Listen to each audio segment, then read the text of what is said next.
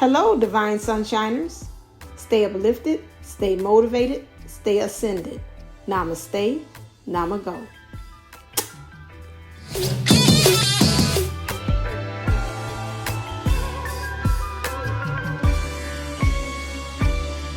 Hello, this is Divine Sunshine coming to you with a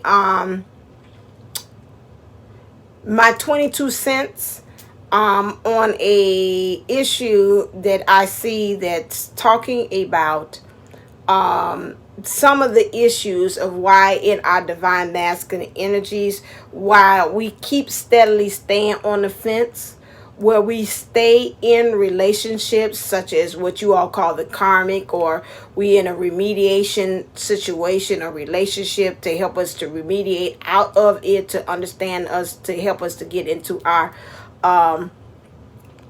dojo situations, which is helping to lead us so that we can become more, oh, this is really tangled, so this could become more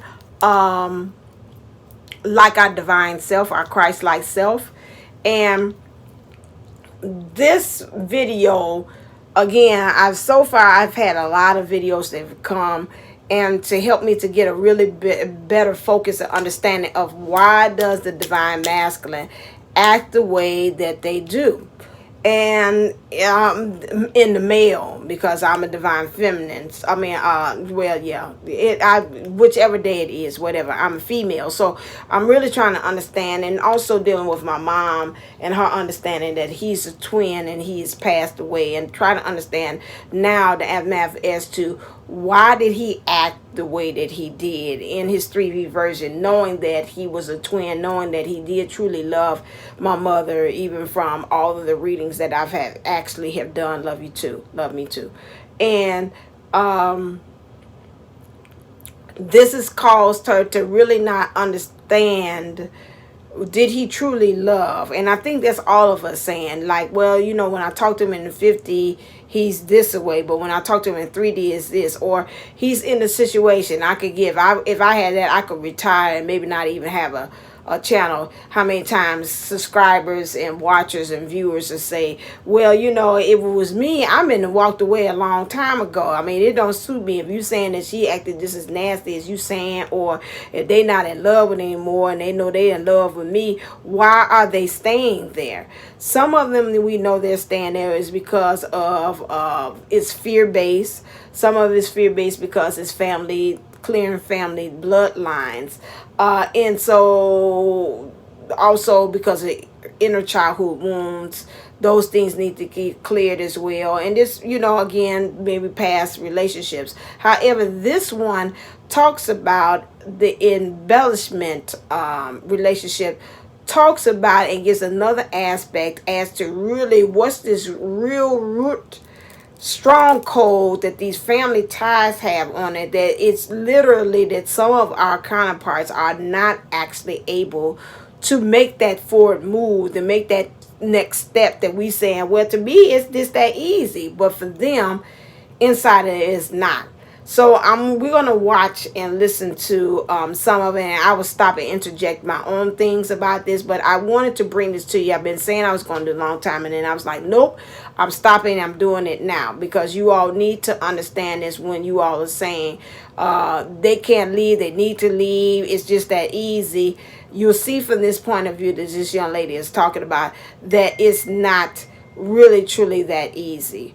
If from their point of view, it's again a self-imposed prison. They're showing me the card now. My guides are that it's just that unicorn that's able to fly, but it's got this fence all around it. And then again, the fence is not stopping them at the top. It don't have any covering, and they should easily be able to just jump over the fence and go. But they're not. That's what we talk about, this self-imposed prison, where you're saying you're free, but they still stay there. So now let's take a look. So we know what enmeshment trauma is, and here are some of the root causes, okay?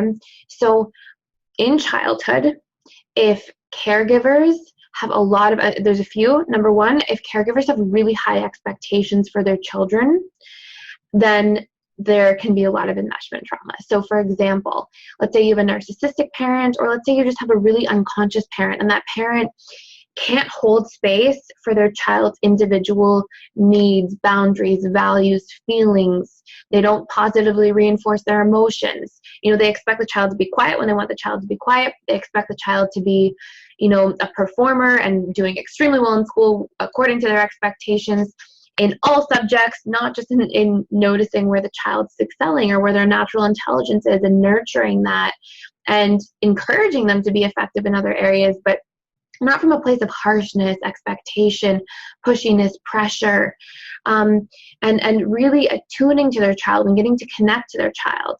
And if the parent is not doing that effectively, holding space for the child's individual needs, self-expression, then that can be one core cause of enmeshment trauma. Because what the child receives is that I am who you want me to be.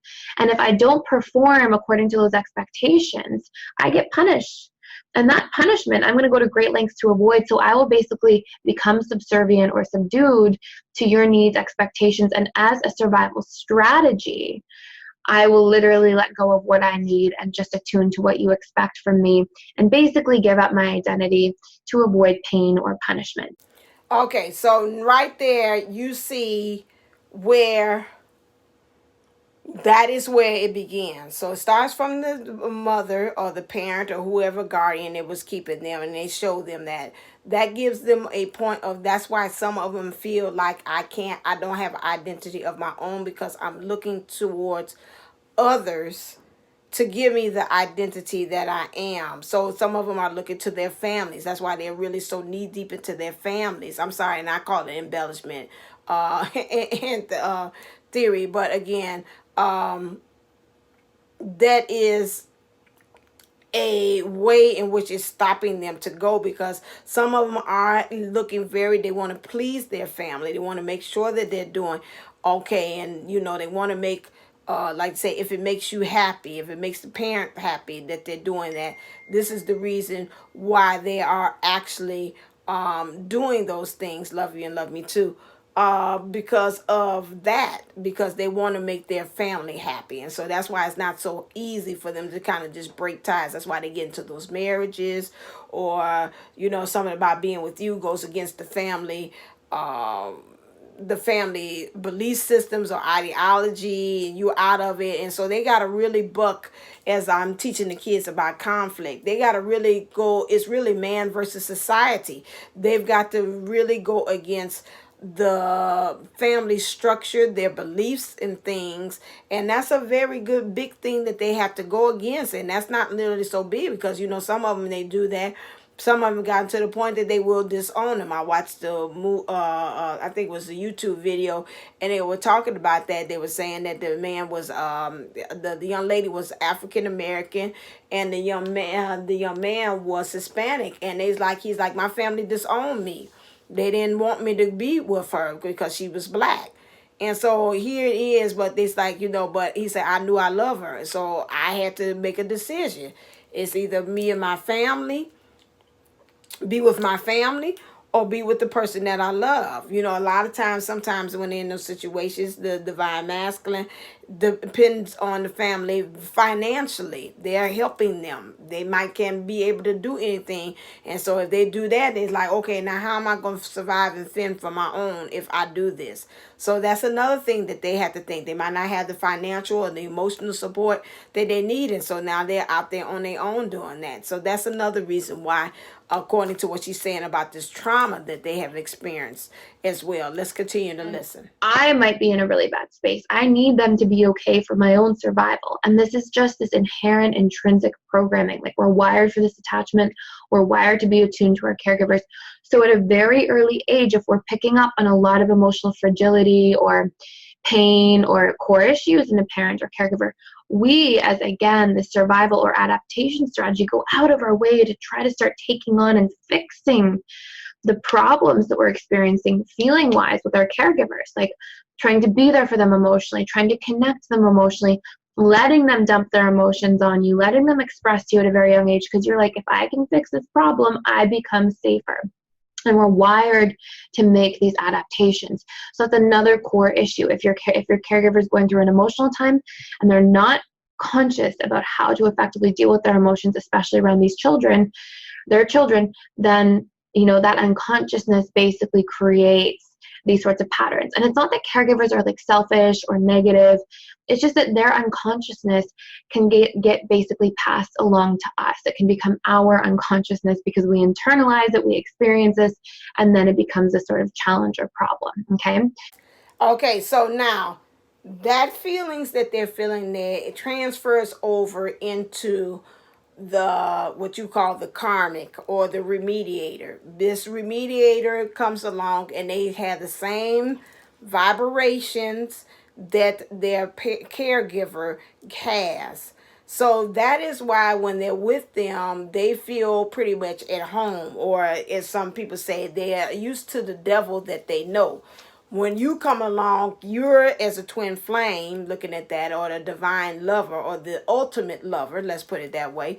For those of you all that might be soulmates too watching this, they look at that and they's like, ooh, this is different. Something about this ultimate lover seems like I can't get with this. I don't understand. This is different. I don't trust this feeling because this is not what I'm actually used to dealing with when it comes to love. So of course, anybody, human nature, they're going to go with the one that they know, the devil that they know, which is very familiarized with. That frequency, that vibration is familiar. It feels like home. So-called, okay, we put air quotation marks on that. So they go with that feeling, they go with that person, and so that's where they're stuck in those karmic, what you call karmic situation, or those remediation situations is not best because they're on the same vibrations. They feel, according to what she said about that enmeshment theory, is that they feel enmeshed by it. They can enmesh their frequency with that frequency because they feel like it's going to go just like this, a hand into a glove. It's going to fit right on in. Yes, it does fit right on in for a while, little Tommy, but after a while, a little Margaret, but after a while, it's not built to again stay and sustain in that energy, because that's not a healthy relationship, especially when you're in divine, or you're in the high, or you're in the ultimate. As an ultimate person, you're not able to stay in something like that or sustain. A lot of times they stay in there, like she said, is because they feel like they I can fix this person. Maybe I didn't fix mommy and daddy, but this person, my caregiver, I can fix this person. This is like my second chance. And so they kind of get into that. Oh, they're upset. Well, let me do this. Oh, they're upset. Let me do this. Oh, they're upset. Let me do this. And so that causes for them to go into that. I want to make sure I can fix things. The fixer comes in, and that causes a problem. Some of those things that because of those remediators that's in that situation, or the karmic as you call them, they play on that. They can tell, oh, wait a second. Oh, if I do this, you do that. Oh, I can make you move like this. So I move and you move. And then I move and then you move. Okay. Oh. Oh, dearie, I know what I can do with that now. Yeah. So that causes them to play on that because they can feel that frequency and vibration on your person, which keeps them locked. So if I play, oh, the dancing and square, oh my God, I can't make it, like that card that's showing me separation. It's time to separate. And she's like this and like, no, don't go. I got a real splitting headache. Oh, my mama used to get splitting headaches. Oh my God, maybe if you just kind of just lie with me, can you just not go into work today? Or if you could just stay here with me because this headache. And so he's like, oh my God, I remember just like my mom, my dad had walked out on my mom and she had those headaches. And so I'm going to stay right there with her and I'm not going to go to work. And so she keep on putting all that kind of stuff. Or if he getting ready to go out with the boys, let's not say work, because she ain't going to mess with the money, because that money helps to supply that, because she probably said, get your ass up and go to work. But definitely if it's talking about the going out with the boys, I was like, oh my God, I got a splitting headache. Goes, no guys, I can't go.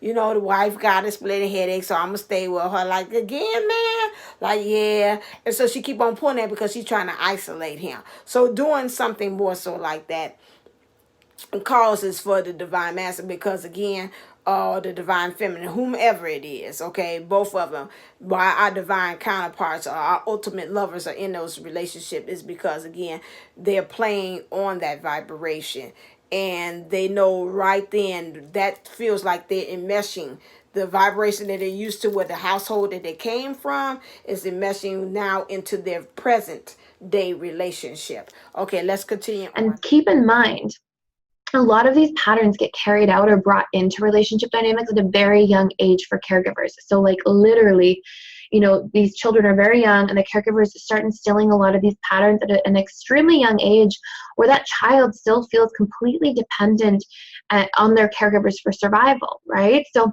we find that it's actually less painful to engage in enmeshment trauma than it is to try to stand up for our individual needs and values when they keep being met with punishment, threats, neglect, rejection, etc. Okay, so that's one of the core causes. Okay, I apologize. It's kind of like I keep on forgetting not to cut on some of them. But anyway, so a lot of them, that's why. So if they're using that type of ploy of, I think some might have gotten mixed up. But anyway, if they're using that type of ploy, they're caregivers of, if I don't get met, some of them using manipulation.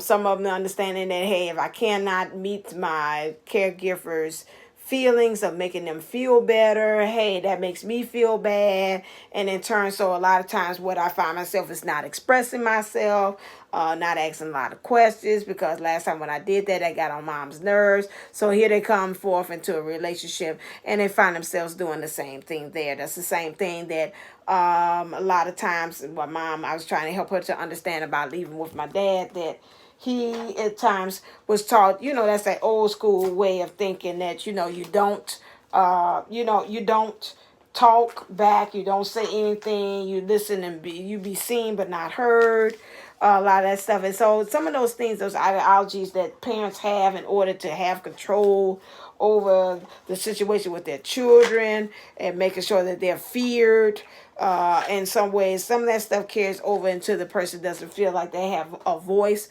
or of authority in certain situations, which causes a problem there as well. So when they get up older, they're not comfortable in exerting their power. They feel like, hey, I've been here before. Most of the time when a person's upset, I don't say anything back. I just hold it in. I've seen that even with my DM. We've had the things back and forth. He kind of expressed backs with me. Anybody else, sometimes he holds it kind of in as well. And so that causes a problem. Sorry, I'm putting up cards too. That causes a problem for the divine masculine to really get out of those situations, because again, it reminds them of mom. I don't want to hurt feelings. I want to stay here. I want to make everybody happy. And that causes the problem that, they don't understand that, hey, that's not your job. That's not your job to heal anybody. It's not your job. Your number one job is to you, to make sure that you're okay, to make sure that you're happy in this situation. And so that's a major problem. So let's continue on and listen and see what she says. At a very young age, because you're like, if I can fix this problem, I become safer. And we're wired to make these adaptations. So that's another core issue. If your caregiver is going through an emotional time and they're not conscious about how to effectively deal with their emotions, especially around their children, then that unconsciousness basically creates these sorts of patterns. And it's not that caregivers are like selfish or negative.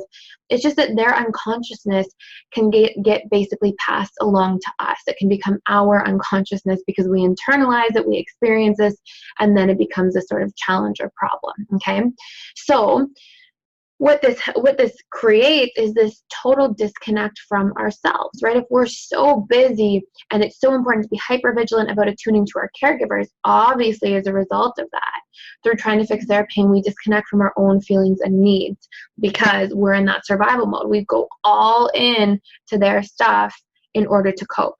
Okay, now one other really core so if a person goes all in to make sure that they're fixing things, this is another reason why our divine counterparts feel like they're going really all in, pushing their sleeves in and saying, okay, I've been here before. I know this stuff. I can be able to fix this because I've seen this in my mom. I've seen this in my dad. I've seen it in my caregiver. And this is why they go in believing truly that, hey, I can fix this situation, into a point of exhaustion or into a point of, it reminds me, I feel my dad. When I told you all on this show, on this channel, a lot of times, times, taking that piece of paper, that piece of Kleenex, and folding it. I told you he'd do it. Say he could take this one Kleenex, and boy, he would fold this sucker over 55 times. Till again, instead of blowing his nose to get all the running stuff, his nose was running. He'd do that so many times like this. Till I'm like, Dad, dude, get you another Kleenex. They would do it to that point that they would just find another way of take this one Kleenex and finding 55 different times the way to fold this to still get the job done, which is again to throw this Kleenex away or to throw that relationship or that situation, that karmic situation that they're in, to no longer serve that job, that person, that place, or what thing, and say, let me go ahead and give me something else or find another solution to do that. They'd rather sit there in there and figure it out because they're used to that with being with their family members or with their caregiver to find a solution in that. And that's where it becomes not healthy. Okay, and so that's why some of them feel like, hey, I can stay right in here and find the solution to this because I know with my mom or my dad, when they were unhappy like this, I feel that this time it didn't work for them, but maybe it can work out for them. This person that I'm with or this situation that I'm in. Let's continue on. Thing that you might experience is, so we said, if the caregiver is not attuned to your individual needs and values and holding space for them on a consistent basis. Number two, if the caregiver is going through a lot of emotional pain, and then you think, oh my gosh, I have to solve this in order to feel safe again. I forgot. And so in my rant, good talking. So again, like she said over again, so then what does the person learn? The person learns that what? My needs or what I want comes what? Secondary. What I need or what I want comes secondary. I feel like being with this divine person or this ultimate lover is the one, but my family say that's not the one, so I've got to go with them. So I put my needs and what I want on the back burner.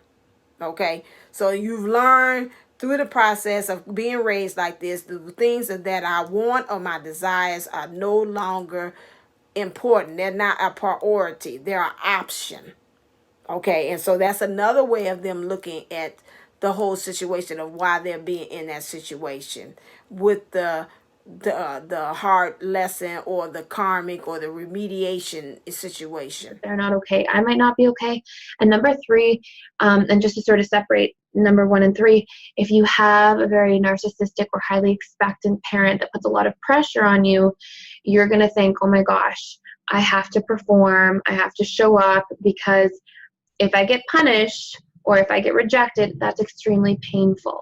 So we go out of our way to meet others' expectations, others' needs, and others' feelings as a coping mechanism or adaptation for survival. And then what happens is the result of this is now there's no boundary around who's feeling what, whose feelings are whose needs are whose, because your parents' or caregivers' needs become your needs. Their feelings become your feelings, their expectations become your expectations for yourself, etc. So the net result of this is that we self-abandon like crazy when we come from enmeshment trauma. We can be so great at attuning to other people. We can be so strong in our charisma or connection and ability to connect, and that can be a powerful gift in and of itself. But if that is not balanced in a space where I have my feelings, my needs, my expectations for situations really rooted, and I'm not connected to them in real time while I'm interacting with other people, then it becomes highly dysfunctional. It creates a lot of pain and often a lot of resentment. So that's why a lot of you all say, well, I can't understand it, because you're falling for the facade. Everything on the outside seems like he should be able to get up and say, kiss my ass, say deuces to the whole situation. But again, they are great in other situations. Like some of them, like DMs, like might be great. You look on the job, they look like they're on their power, they're in everything. But when it comes to you and expressing and communicating about what they want and their feelings and actually asking them, they can't put a voice to that. They're not used to that because they're used to always catering to what mom needs, what dad needs, what caregiver needs. So that's why it's kind of hard for them to be able to do that. And you're like, well, if it was me, hey, I know what I need to do. Yeah, but that's you. Okay, and I've said that several times to some people even on this show. That's you. That's not them. That's not them in the situation. They can't see it, okay? And that's why it's so important for the divine feminine to be able to take the lead, because again, you're able to see it. And so that way you could be the guiding light or the beacon or the lighthouse that'll be able to help them to get out of that energy. All right, let's continue. We suffer from a lot of core wounds, like feeling not good enough for people all the time because we project all these crazy expectations they must have of us. We get afraid of making mistakes because in childhood, if that happened, that was a big deal. We got rejected, or there was a threat to survival because our needs might have gotten withheld, or we thought that we might be abandoned. So there's all these sort of interlacing pieces. So when you see others as this extension of yourself, or when you think that you are the extension of your caregivers and they are this extension of you, you also have extremely poor boundaries.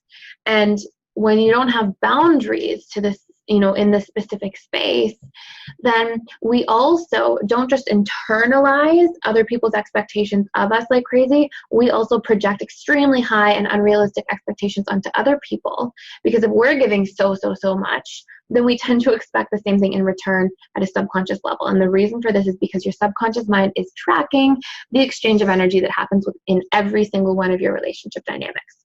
Really interesting, crazy sort of thing to think about. So when your DM or DF meets you and they're dealing with this enmeshment trauma, it is hard for them to get, now it's funny, I had all the cards that was left out was the leg up.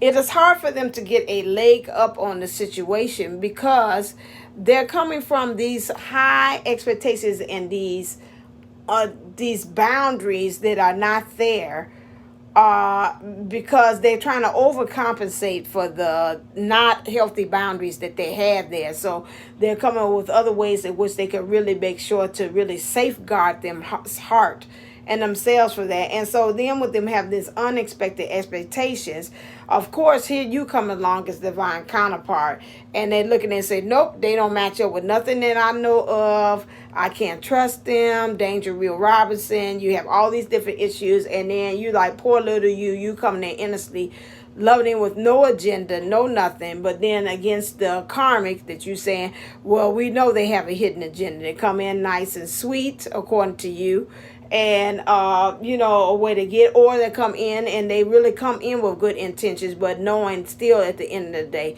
that is not their true soulmate or their ultimate lover or twin flame at the end of the day. So here comes this conflict again. So they're coming with this way with these high expectations, making you jump over these hoops that seem like, nope, that's not it. Nope, that's not it. No, I'm not gonna call them back. They talking crazy, these things. And so here you are, and here's where we left. And that's why we have this not meeting of the minds here, as well as with the twin flame journey. So this is where we got that separation from, because they're still not really understanding that they're still operating off of old systems from where the caregiver or their parents have placed in them. So let's continue on and let's listen. And literally, conflict is basically a perception of imbalance between the exchange of energy within people.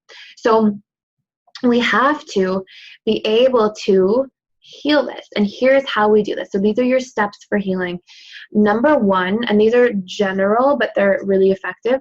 Number one, we have to learn to be able to reconnect to our own feelings and needs in real time and stay rooted in our sense of self while in interaction with other people. Now, this might sound very strange, but we should be able to, like, let's say, for example, John makes fun of you. John's your friend. John makes fun of you for being late, and he does this in front of people. You have to be able to feel within yourself, is this funny to me? And for a lot of people, like for me, when other people make fun of me, I think it's hilarious. Like, I don't know why. It just really makes me laugh. It gets to me. I find humor in like that kind of sense of self thing.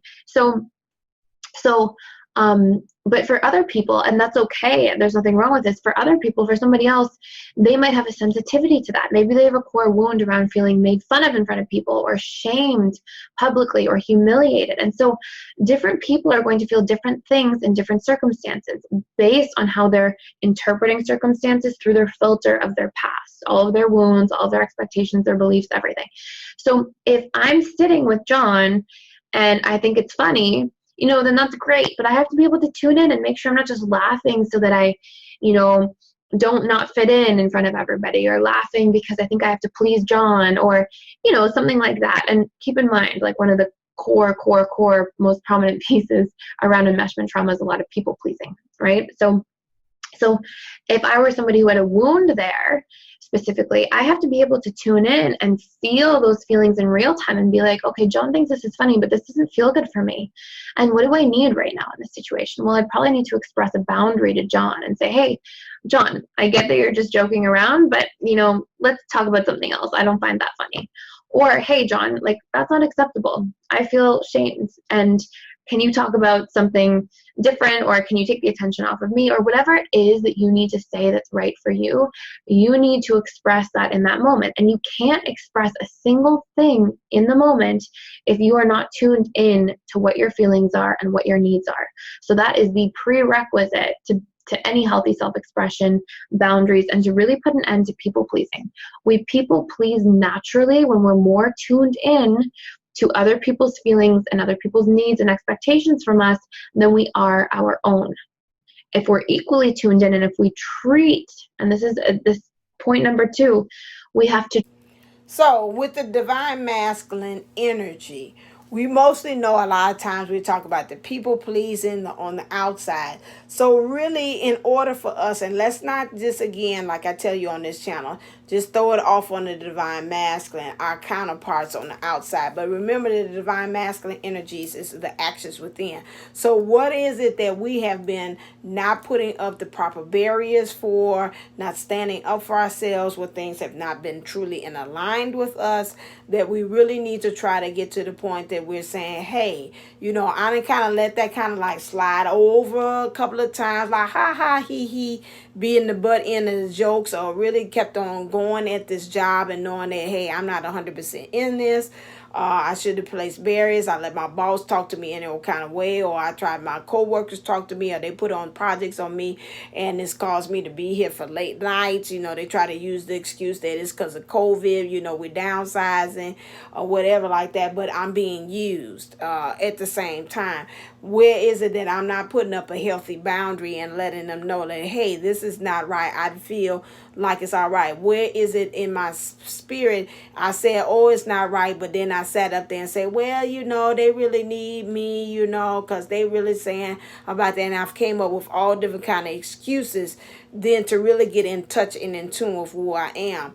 Most of the time when you're in that kind of situation where you have that the enmeshment, where you're I think of it is like India Ari, where she say brown skin. I don't know where yours begin. I don't know where mine's end. Where is it that your identity of your skin has came so much a part of what your family dynamic and ideology, or anything else that I could only think of like family, have you, or your friends, maybe your group of friends have became that, a lot of times they have did things and said things. You're like, I ain't even really in agreement with it, but they're like, yeah, man, what you thinking? You like, okay, yeah, but you're not kind of like down with it at all. I don't know why I think about the movie about with oh God, I can see him now.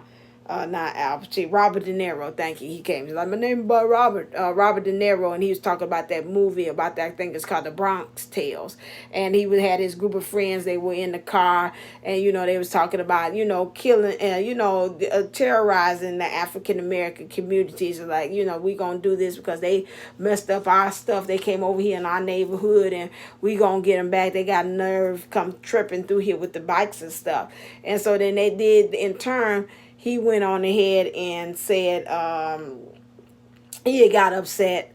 And so I think he was going to go ahead, and let me make sure I remember it right. He was going to go ahead and go ride with them. He always knew that it wasn't right in the first place, but he wanted to be cool with the rest of them. In turn, I remember he went on that date that his friends had beat him up. that day I don't think he was out and able to take a part of it. So the girl that he was dating, she was African American. He had thought that he was part of it, and the brothers, he's like, I'm gonna bring my brother out here to identify. I'm gonna identify that it was you. And he was like, you know, he's like, I wasn't out there beating up on your brother. And so then it seemed like she thought that he was it, and the brother, I think he lied or whatever, said it was. So he said, it wasn't me. He said, I swear it wasn't me. It was my friends that had did that. So then when they went out on a date, they was going to go ahead and mess up the neighborhood, the African-American neighborhood again. And something about that day, he went on and he's like, no. He went in the car anyway. I remember that. Let me say it right. Went in the car, and his friend, the one that was the mob boss, pulled his behind on out of the daggone car. So, but now you ain't going with them. So, you know, sometimes you wish with these divine counterparts that you have that intervention. That's what's going to be needed, because he think he got his feelings was hurt that day, and so he went on ahead. He was going to go ahead and do it, and then end up, if he would have went in there, he would have been burnt up like the rest of his friends, because they was throwing his mocktail, the mocktail cocktails out there on them, and then somebody from the store in turn around and throw it in the car. But my point is that, again, even when you don't, again, it is important for you to be able to find your own identity, because again, you never know where it might lead you or might take you in life. As far as you not knowing who you are at the core, he knew at the beginning it wasn't right for him to get in the car, but he still did, and thank God, even he still went on there. Divine intervention stepped in, and his friend Sonny, they went and pulled him out of the car, said, get your behind out that car. What I tell you is to get away from these boys, they ain't no good. And so lo and behold, what had happened, he would have got burnt up just like with the rest of them, to prove a point of also protected the territory. That's the same thing we're talking about, even when we're talking about in these relationships. Some of them are in there to prove a point. To prove what? To save face. To save for my honor. It's for my friends. I'm doing it for this. You know, I'm doing it for the gram. Okay, but when you going to start doing it for yourself? So this is what's causing the problem for them. And they need to, again, for you to be able to check in with your gut. Your gut is your second brain. What does it feel right? It'll tell you. You got so many, as a divine, so many signals that come in with you to tell you that you're not doing right. This is a sign. You see things. You feel things. Intuition, bells, whistles, things going off to let you know. And you've had to, divine, you have a special leg up than the rest of them, because you have all these beautiful divine gifts and talents that can tell you that, hey, this don't feel right. So once you get in tune with that and understanding that, you will be able to know and get more in tune with yourself to say, hey, that bell sound up again. Anytime my fire alarm goes off in my house, I know that I'm making the wrong choice. I need to kind of stay away from that person. And so that's where you're pretty much at. So let's continue on to hear how other things of how you can heal. Remember, although don't think about it as your counterpart, think about how you can be able to, again, also yourself, take on that information and see within yourself, what do I too need to fix? We are mirrors. That's not the divine counterpart's problem. That's a we, as my DM said, no, that's a we, that's a us problem. That ain't that problem. So we got to take it in together. Treat our feelings and needs equal to others. Okay? A lot of the time, at its deepest layer, we put other people's feelings, if we're struggling with enmeshment trauma, we put other people's feelings and needs ahead of our own, as a subconscious strategy to keep safe. And it can be safe from rejection, abandonment, safe from your needs not being met, safe from disapproval. It's actually a form, to a certain degree, of meeting a different need of safety or, acceptance. But we have to be able to break that down, because we are always more likely to be a match to being rejected and abandoned when we are in the habit of rejecting and abandoning ourselves, because people can feel when we're not rooted in our sense of self, and people naturally get turned off by that and push away. People pick up on your subconscious micro expressions, body language, tone of voice, inclination toward people pleasing, all these different things, and people tend to feel around that. And there's a whole bunch of biological reasons why that I won't get into right now, but we're programmed to work that way. So that is another reason why we push, even not even about the enmeshment, but that's another reason why we push our divine counterparts away, because they can feel that when you're like that, ooh, what you want, do this, that, and you in that pleasing mode, that pushes things away. Again, also people are able to sense when you are a people pleaser. They can look at that and say, ooh, interesting. I know what I could do with that. And so they go on ahead and they use that too. The most of the time, like you said, the manipulators, as the remediators, they use that as a skill and a tool and a ploy against our divine counterparts if they're in those third party or in those situations of remediation problems or situations. They use that as a way because they see you people please and they're like, oh my God, this person will get the shirt off their back. I've heard that, I've done that. And so now they use that as a way in order for them to be able to play upon. So we have to remember that. I like what she said about that people pleaser thing. They can smell it a mile away. And so some of us is like, but I just want to be with the DM, or I just want to be with the DF. And I'm like, I don't know why they push me away. It's because you in that people pleasing. Not that you want to please them and that's bad. It's that I want to please them in a way that I put my needs secondary and theirs first. A lot of time when you're dealing with your divine counterpart, when you find you stand in your power like, no, I can't do this, I got to get me together, they might act like it, but they have more respect when you're in that vein or in that energy than they are in the one that says, no, that's all right, I'll put it off to the back burner and let me handle what you want first. Okay, let's continue on. We have to keep in touch with our feelings and needs in real time, number one, and number two, we have to treat those feelings and needs equally to others. Okay, so on the Personal Development School website, if you haven't already seen it, I have a whole feelings and needs list that are some like moment to moment needs, your tertiary needs, and then a whole bunch of feelings. And we have to be able to tune in and name and label our feelings and our experiences.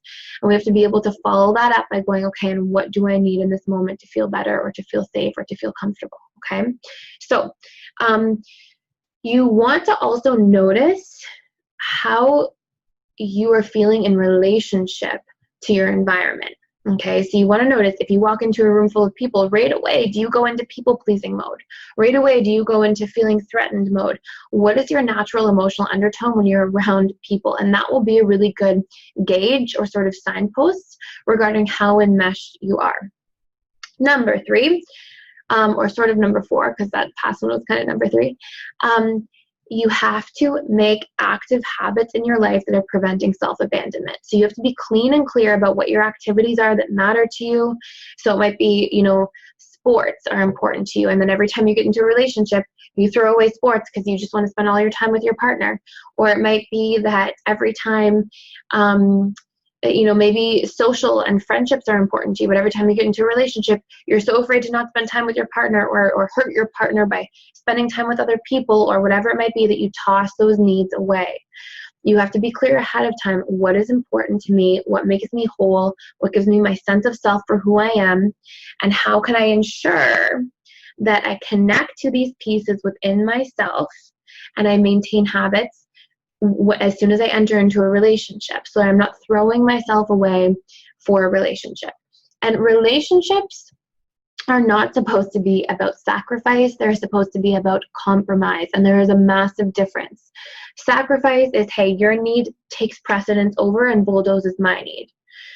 Compromise is, hey, I'm aware of your need. I've clearly expressed my need. Let's find a way to meet these two needs in the middle, or to meet one at a time, but make sure that there's a healthy exchange. So your need tonight, my need tomorrow, something of that sort. That's compromise. Sacrifice is a repression of one person's need in favor of the other on a consistent basis, okay? And you'll feel that you are sacrificing because you'll feel that when you do something, if you tune in, you'll feel this feeling of resistance, like you're going against yourself. I like to call it the feeling of self-betrayal.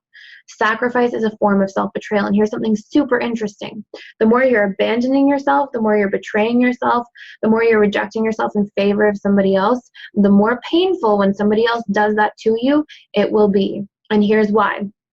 If my identity, the moment I'm in relationship, becomes, oh my gosh, my identity is everything this person wants from me, and I morph and contort myself into all these little, in all these ways to try to feed into that person's needs, then I've just broken complete connection to myself. I put all my eggs in that basket. I'm over there enmeshed with that person's business and life, and nobody's here with me. So my identity, my needs, if they're not met by this person, they are not met. My feelings, if they're not respected by that person because that person makes a mistake or they're unconscious about something or they're not a healthy person, then nobody's here to respect my feelings. Nobody's here to respect my needs. And that is excruciatingly painful. If I'm rooted in my feelings and needs and somebody's not available to meet my needs at a certain time, I can go, hey, that's okay. I know what the need is. They're not available because they've got something going on, or they're going through a challenging time, or whatever it might be. And keep in mind, like, you will not get your needs met 100% of the time by other people. It's not possible. People are not always available. So we want to have that healthy balance where 50% of the time we can express our needs to others and ask them to be met, and 50% of the time we can still just recognize our needs and meet our own needs and maintain that relationship to self and maintain that rootedness in our own identity. And what really And that's where we are when we end separation, understanding that some of us have found, and that's why some of us are hurt when the counterpart does pull away, because we have kind of contorted ourselves and changed ourselves to fit the needs of the divine counterpart. And we're extremely hurt when we do that. If we're honest with ourselves, we will say that we found ourselves doing things with them that we didn't know because of we did it out of love, or we felt that, hey, I felt that they needed because we know them so well, so internally, and that's where we are, and it's just not built on a healthy way. And that's the same way as far as our divine counterparts that are in those third party or in those so-called karmic situations, as you call them, as well, because they don't want it. They keep bracing themselves. They don't want that big pain. They don't want that big look at themselves and say, look at how you went into this situation thinking that you were going to change this person. See how they changed you in the process. Like what my mom always say, you always go into problems thinking that you're going to change them. And she said, and baby, you end up being completely changed, that you don't recognize yourself in the mirror. You have to remember that that's going to happen. And a lot of times they're bracing themselves like, no, they don't want to get off that fence, because here comes that brick heartache. Here comes that big dark night of the soul where I've got to really look at myself and say, hey, I played a part in this. Yes, I changed myself, and knowing within myself, I felt all those feelings and those signals within me and say, don't do it, and I still did it. And for me to do that, I'd rather stick here, keep on lying to myself, keep on staying in this cycle, than for me to go on ahead and break on through to the other side and say, okay, let's talk. Let's let everything fall, like Humpty Dumpty had a break fall, and start trying to find ways to put these pieces of myself back together again. And that's where they are. All right, let's continue. Self is what self really is are your feelings, your needs, your thoughts, your beliefs, and your values. And so when you give those all away, of course that comes with unconscious expectations. Of course, when you give everything away, now, you've given everything away, and you can't help but expect the same from somebody else. And if they don't do that, and you broke relationship to self to give everything over to somebody else, and they become unavailable, it hurts way more than it ever should. And that's where the anger and the pain and the hurt and the rage come in. And again, those are feedback mechanisms that there's something out of balance, something out of alignment, and you're in an unhealthy relationship dynamic. Super important to notice. Okay? So that not only is our divine counterpart, but that's also what the karmic is. Feeling, as you all say, the remediator, the person that comes in there to kind of help to learn lessons, not only for our counterparts, to help them to know better about themselves and know the difference between what really love is and what love is not. It's also a learning lesson for them when they come in there and they find themselves coming into situations, changing things, rearranging things within themselves, and they're angry. And so, of course, some of them stay in there to save face. They don't go beyond that. They don't go to the next level because they are still want to kind of list, like I call it, wallow in the mire about the whole situation. And so then you got two of them with that same energy. My mama say stay, They don't want it. The karmic says, I don't want to go. I'm scared because I done did so much to change myself to fit into this. Now after this, it's the unknown. What do we do? How do I get out of this situation? And I'm scared to even to do that. So that's a lot of times that's where we are in the situation. So let's continue on. Your next piece in here for how to heal is also, once you've identified your feelings and needs, you want to keep asking yourself, how can I get those needs met? Okay, so you need the strategy question. Like, you can't just go, what do I need? I need comfort or support. Okay, what does that look like to me? How can I comfort myself? Or how can I request comfort for somebody else? Or what is support to me?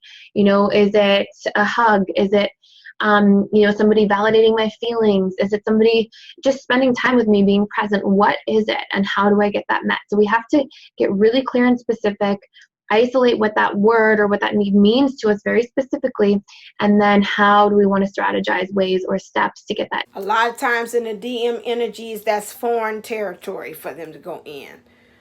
For them to be able to actually identify, to put voice to their emotions, and especially if this coming from a background to that again, I'm looking to somebody else to tell me how I'm supposed to feel. Especially if you're not picking on males, but on males too, or if you've been in a societies really have taught males not to be in tune with it, because that's all you consider a sissy, or you think you a girl for you to be in tune with your emotions at that time. So you don't really want to don't really want to delve into that, to give voice to that. So that's a little kind of foreign of a place for you to actually be, but you've got to learn how to do that, because that is much healthier, for you to be able to grow and to be able to see your way out of this situation by you being able to express.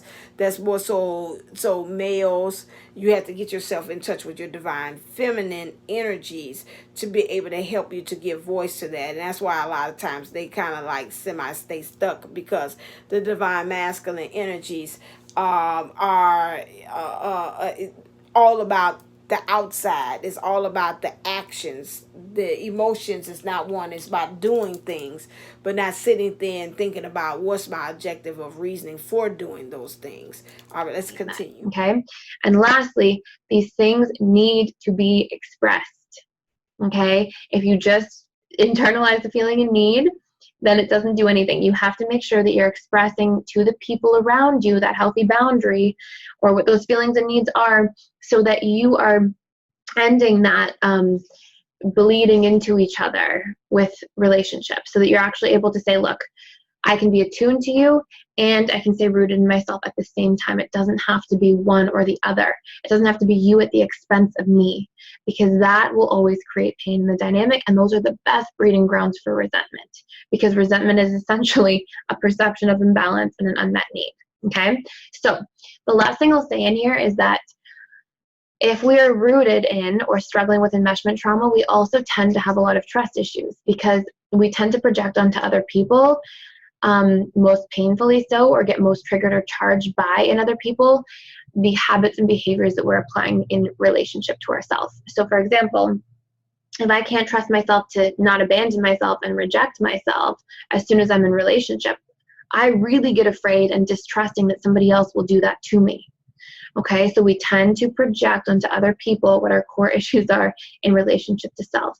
And as we heal that enmeshment piece, as we learn to stay rooted in ourselves and trust ourselves to express our needs and create boundaries at the same time, then we actually learn to maintain trust with other people in a healthy way as well. Not blind trust or something naive, but just this ability to open ourselves up to trust, and to really have a strong foundation of communication and transparency in a relationship itself.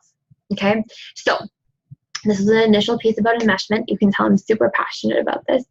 So if you're getting a lot of value out of these videos, please like them, share them, subscribe to my channel, and please feel free to visit www.personaldevelopmentschool.com for like amazing upcoming courses that we're recording, exciting offerings that we have, and all kinds of things to help everybody on their healing journey. Thank you so much for watching. So to end, when she's talking about trust, that's why when your divine counterpart meets you, they don't recognize you. They don't know who you are. They don't trust, because they've got all this enmeshment of other energies, as Jada Pinkett Smith said, and they've got to entangle themselves on out of that weave of the web, that the stronghold that the family has, or on them, or other people. It's more so family. This is more so the family thing, because they don't know when they begin or where they end, and they get on to other people that have the same vibration that matches their family, and when they see you, they cannot, and they already have trust issues from what had transpired between their caregiver and them. And so that is why, you know, they're looking at you as like, yeah, it feels right, my heart tells me it feels right, but my head just can't wrap myself around it to get with the program of it. So this is why. This is so near and dear heart, because, you know, again, the psych major in me, and along with the teacher in me, is like, I gotta bring this to them to understand, because I think in order to build a compassion, empathy, and an understanding, that a lot of these divine counterparts have got to work that stuff there that they talking about there. You can see it's no man. You can love them, you can love them to death, but again, until they get that, that's like me putting icing. I seen a lady today on YouTube who took a store-bought cake, put the icing off of it, and turn that sucker up into a $500 wedding cake that they got for $15, and turn it into a $500 wedding cake. Until they understand to take that, what they've got, spirit and growing up and everything that they have, to take that. She said, I got to take this icing off because it was a birthday cake, and take all that icing, all that stuff, that the relationship and the experiences that they have with their parents, that trauma, that enmeshment, all that stuff off of there, and take that cake in which God had given them and sources given them to work with, and say, I could take what they did and turn that into a way that they can help me to love better, to see when I'm not being treated right, and to take all that icing on that they no longer need, that feeling bad, that people pleasing, all that negative stuff, and peel that stuff off, and then take that basis of what they have and to create something new with it. You can give them all the things that they have, and if they swear by God that $15 cake that they eating, that the life of their family has given you, and tell them that's the best darn cake that you got there, that's the best cake right there,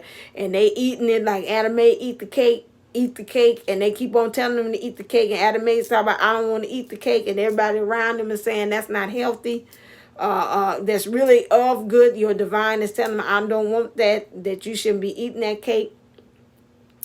It's nothing that you can do. You're going to end up just like that. That's one of my favorite scenes in What's Love Got to Do with the Tina Turner story, in which, Ike went to hit her and then hit the friend, which would be like the divine feminine. Character was played by Robbie from she's an action person. She was complimented of a lot of but this one person that was in Tina Turner's life, they helped her to be able to get out of the situation. And she's like, she told oh no, you can hit her, but you ain't got to hit me but one time. I don't do that stuff. I'm out of here. Until they get to that point that they're like the divine that you are, say, I don't stand for that stuff. You do, I don't. Until they get to that point and they understand it. And so within them is like Tina Turner at the end, no, I'm out of here. I'm out of here. And just like the divine feminine character in there taught her how to do the mantras and the meditation to become more spiritual, to help her to get out of this situation. You could show her, but still at the end of the day, Tina Turner had to go ahead and do that fight against Ike Turner herself in the car. Until she's like, I can't take this no more. You ain't going to keep on whooping on my behind. I'm out of here. If I got to cross this 6-lane highway to get to safety and let you know that's it, and all I want is my name out of this. This is it. She had to come to that point. She tried to get out of there. A lot of people tried to help her out, but she still went right on back to Ike. That's the same thing. Ike will be the karmic. You keep on doing that. You've got to get to a point that within themselves that they say, I want out. You could do that for all you want, but again, when they're in that situation, that's why you got to let that. It's a process. They have got to get that out of their system, and all you could do is send love to them. You can't block it. You're not going to block the system because, again, if source feel that it's something that they need to help them become stronger and to be better for the connection, they're going to allow it to happen. Okay, they're gonna allow that to happen to make it stronger.